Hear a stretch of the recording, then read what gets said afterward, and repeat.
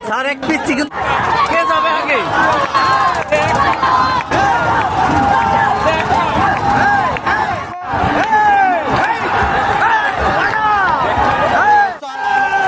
এই কোনটা দিচ্ছে? প্রামাণিক ফাইটার।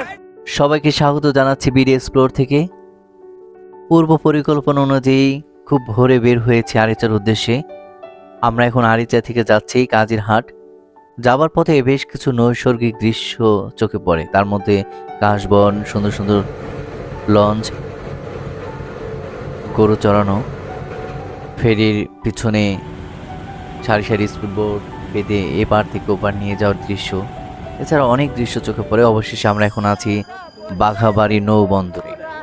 আজকে দেখব সেই ঐতিহাসিক নৌকা বাইচ। দুটো নৌকা অলরেডি স্টে করে আছে, জাস্ট হুইসেল অপেক্ষা। হুইসেল দেওয়া শেষ, বাইচ শুরু হয়ে গেছে। ততক্ষণে আমরা একটি ট্রলার নিয়ে শুরু করেছি সেই নৌকা বাইচটি পর্যবেক্ষণ করার জন্য। আমরা যাচ্ছি সেই নৌকার পিছনে পিছনে, দেখা যাক কতটুকু দেখা যাচ্ছে। এর মধ্যে দেখা যাচ্ছে ব্রিজ কানায় কানায় পূর্ণ। ব্রিজের গার্ডারের মধ্যে মানুষ অবস্থান নিয়েছে, অনেক ঝুঁকিতে আছে, তবু তারা এখানে অবস্থান নিয়েছে। আসলে এই অঞ্চলের মানুষগুলো খুবই দুরন্ত, খুবই সাহসী। হ্যাঁ, আমরা দেখতে পাচ্ছি একটি বাইচ যাচ্ছে, দুর্দান্ত গতিতে যাচ্ছে, এগিয়ে যাচ্ছে, খুব দুর্দান্ত পাল্লা হচ্ছে। প্রাণপণে মাল্লাগুলো বেয়ে চলেছে তাদের নৌকা। তাদের এই পরিশ্রমের ফলেই তাদের ভাগ্য নির্ধারণ হবে কে যেতে পারবে ফাইনালের পুরস্কারটি সবাই পায়। এর মধ্যে আরেকটি সুন্দর নৌকা আমরা দেখতে পেলাম। আমরা এখন দেখতে পাচ্ছি যারা নিশানা দিয়ে দেয় দুই প্রান্তে, তারা একটি নৌকা অবস্থান নিয়েছে। নিশানা নিয়ে গেলে আবার নতুন নিশানা সেখানে প্রথিত করেন।